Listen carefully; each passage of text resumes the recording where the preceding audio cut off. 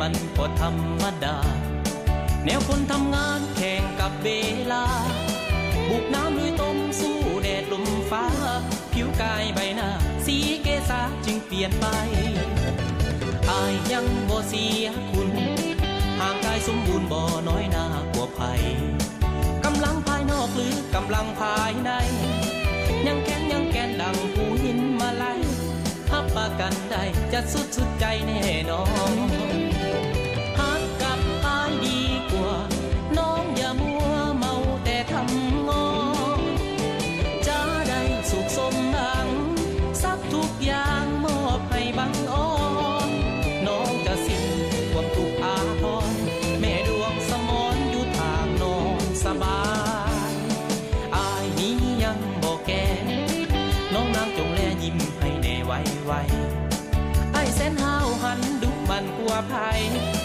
กลางคืนขยันกลางวันวางใจมาเคียงคู่อายจะสุขสมใจอีหลี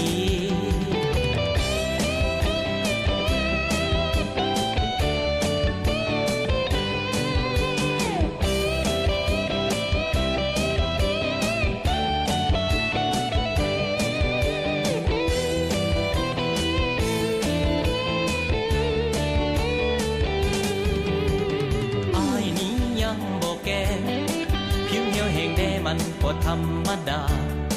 แนวคนทำงานแข่งกับเวลาบุกน้ำลุยต้มสู้แดดลมฟ้าผิวกายใบหน้าสีเกษาจึงเปลี่ยนไป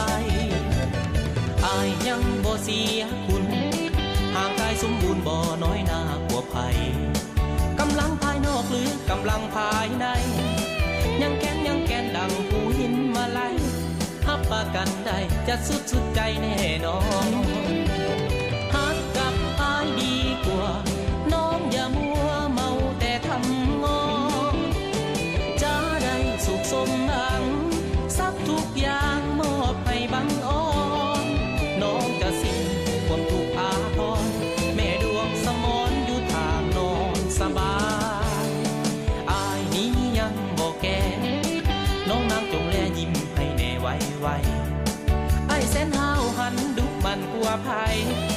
กลางคืนขยันกลางวันวางใจมาเคียงคู่อายจะสุขสมใจอีหลี